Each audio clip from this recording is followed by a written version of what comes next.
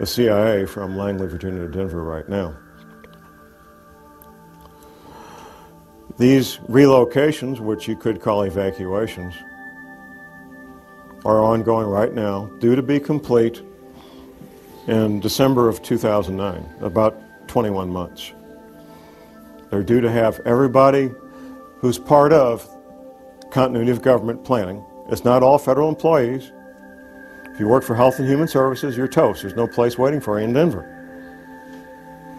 People in the intelligence agencies, people in certain parts of the military, not all the military. The scientists, the engineers, the doctors that they want to have in these shelters when everything breaks loose. That's who's being relocated, that's who's being sent to these shelters. These shelters are literally hundreds of millions of your tax dollars where people can live and work and have hot showers and pizzas and video movies for years without ever leaving the place and be quite comfortable. There's other things that could be happening in the next couple of years. Those of us who research these matters and share these concerns, we all know that there's multiple agendas proceeding forward, and that what we sometimes refer to as a New World Order, which will be basically corporations running everything, banks and corporations, they fully expect to come out on the other side of this intact. A fellow radio talk show host from my station, he lives down in northwest Arkansas, not far from Walmart headquarters. He says, John, I get plain brown envelopes with no return address sent to me from people that work inside there at middle and upper management levels, giving blueprints of the shelters that Walmart's built for their people. They expect to come out on this. Another friend of mine was working with a Catholic group here in St. Louis, and his job was to help set up military-grade radio communications between the Vatican group in St. Louis and the Catholic group in St. Louis, and the Vatican. Military-grade, two-way communications. We're not talking 10-4 good buddy CB stuff. The real military-grade radio communications. The agendas of the people that control the world, the international bankers and the Fortune 500 and so forth, is to have a planet with far less people on it than there is now, either inadvertently through these earth changes or by design, through World War III, a flu pandemic, or a severe economic collapse leading to societal disruption, or all three happening at the same time. These are all matters that could be happening in the not too distant future. What's going on right now? In March of 2008, well, the first 2 months of this year, of 2008, we had 400 tornadoes. I refer to what we're living in right now as phase one. Phase one is where normal commerce takes place. We can have our careers, interact with our families and our social events that we normally do, and life appears to be normal. The powers that be are using phase one to finish their final preparations. This shelter I talked about here at Weldon Springs, Missouri, it took almost twice as long to build it as they anticipated. They kept running into the various problems that any construction project has, but they got it built. And they're using these remaining months to finish up whatever final preparations they need to get their people in place and get moved. Phase two will be when these earth changes events, abrupt climate change, bizarre weather, earthquakes, tidal waves, all become so numerous that they become daily news. In fact, when I meet people out in the street, almost everybody comments on how bizarre the weather has become. And that's pretty much a topic of daily discussion. The government, the powers that be, will claim that these bizarre weather-related events are related to global warming. And when they're happening, that we need to start cutting back on our creation of CO2 greenhouse gases. In fact, on the way in this morning, I heard that we had our first ever, today, we had our first Earth Hour. In Sydney, Australia, we had our first Earth Hour, where they turned off the lights in Sydney, Australia for 1 hour to get people to think about global warming. Since I've been watching these matters the past 9 years, I watched it incrementally become a bigger and bigger media event. Up to the point where Al Gore got the Academy Award for Best Documentary in 2007. Then it was like, we're off to the races. Up until that award, or that Academy Award, global warming related news stories was maybe twice a week. That was about what I was seeing. Since then, since he got that Academy Award just over a year ago, it's been daily, 7 days a week, global warming stories. And there will be no end to it. As long as there's news, as long as they're capable of broadcasting news, you will have global warming stories every day of the week from now on. As these events become more severe, you're going to hear more and more men with lab coats from NASA talking about global warming being caused by human activity, and that it will be better and everything's going to be okay, so you can go back to your baseball games and go back to work Monday morning. Things are going to be fine. That's phase 2. Phase 3 will be a relatively short period of time.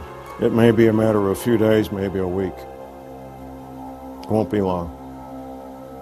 At some point, people will realize that things are very strange and very dangerous, and they'll start doing things they normally wouldn't do. Say, for example, you're a professional, self-employed, or you have several people working for you. Half the people in this country work for small businesses. Many of the owners of those businesses are financially well off that they could lock the door and never go back. They love what they do, and that's why they go to work every day. I've heard a number of people tell me, they say, John, the government doesn't want to create panic. That's why they're concealing this. No, the government's not concerned about panic. What the government's concerned about is business owners making very rational, very logical decisions that I'm locking the door and I'm out of here. No panic whatsoever. That's what they're fearful of, because that would shut down the economy if enough of them did it. They want to keep these people in the dark as long as possible. A friend of mine, a gentleman I've known since 1970, 38 years, I made an appointment with him about 3 years ago because I consider him a very dear friend, and I wanted to warn him about these rising ocean levels. I won't use his real name. I'll say his name is Billy Bob. So I make an appointment to meet him in a coffee shop, and I drive 2 hours one way to meet him in this coffee shop. And we get caught up on marriages, divorces, babies and grandbabies and all that. And then I get to why I wanted to meet with him. I said, Billy Bob, did you know that the oceans could be in the hotel lobbies in Miami Beach in 5 years or less? Now the answer he gave me didn't surprise me, because I know what he did as a young man 45 years ago. And he said, yes, I know.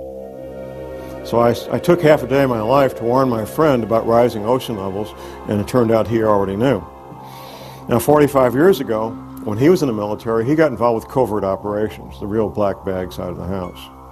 And he's been connected ever since. He doesn't get his news from CNN or the newspaper or the Wall Street Journal. He gets his news from the people that make the news. So he didn't need to be warned. He didn't need to be warned. Most men, and it's mostly men because of the nature of the work they do, some women, who know about what we're talking about today, just simply go about their lives and keep quiet about it. They're not public speakers. They take care of their family, they take care of themselves, and the rest of you are on your own. What I bring to the table is public knowledge of what's a very well-kept secret. Phase 4 will be the end of the world as we know it. Once these oceans come up, the infrastructure that supports normal human activity will be wiped out. Take, for example, shipping, ocean-going ships. The bulky, heavy products of the world, whether it's grain or petroleum products or coal or lumber, is all moved by ship. Ships that go in and out of seaports. When the seaports are underwater, all that stops. It's finished. It's over. That's just one small example of what we're looking at in the future. The housing where 100 million people live will be damaged and or destroyed. The potable water that these people rely on will no longer be potable. The food that they rely on to eat will no longer be available. It will not be a pretty picture. Martial law will be instituted probably before that, which brings to mind these other scenarios I mentioned. Economic collapse leading to social disruption, for example. If things get bad, and there's what appears to be a need for martial law related to rioting in the streets over economic collapse, people don't have jobs, can't buy food, people will probably go along with martial law under those conditions because it would appear to be the right thing to do. It would look like a way to get things back to normal, so people will go along with martial law under those conditions. If, however, martial law is instituted because these oceans are coming, nobody's going to pay attention to that. They're going to get out of Dodge. They're going to get out of Dodge. They're going to be gone. And martial law or no martial law, they're going to be gone. If martial law is instituted and there's a lockdown before that, then they'll have a better chance of maintaining martial law. I've lived under martial law for a year in Vietnam. What are you looking at? You're looking at curfews. The curfew could be from 10 o'clock at night to 6 a.m. The curfew could be 24 hours a day. They're under 24-hour curfew right now in parts of Iraq, I understand. Restrictions of sales of firearms, ammunition, and alcohol. Rationing of fuel, rationing of food, potable water rationing, possibly rationing of electricity. We've seen that in Iraq a lot, depending on what's going on. Martial law is not a fun thing to be part of or live under, even if you're part of the occupying force, because it changes your life. Got some interesting questions that we'll go through one at a time here. It was pointed out to me that I talked about the evacuation timeline, but didn't talk about the timeline about when things would be happening. The original evacuation timeline was to be complete December 2010. Now, when you're moving literally tens of thousands of people, their spouses, their children, their pets, their household items, it's no small thing. It's a massive logistical problem. And one of the problems the government has is that this object, this 10th planet, has been acting like a comet, and it's coming up from the south, which is why we can't see it. It's coming up from the southern hemisphere, from the South Pole. It's been speeding up and slowing down. That's what a comet does. When it gets a tail and starts interacting electrically with our sun, it starts speeding up and slowing down. Well, they discovered they had to move up everything to be complete by 2009, by the end of 2009. It's not a specific date as in March the 1st or July the 10th or anything like that. It's not a specific date. It's a time frame. The time frame is 2010. That's the time frame. That's why 2012 is a distraction.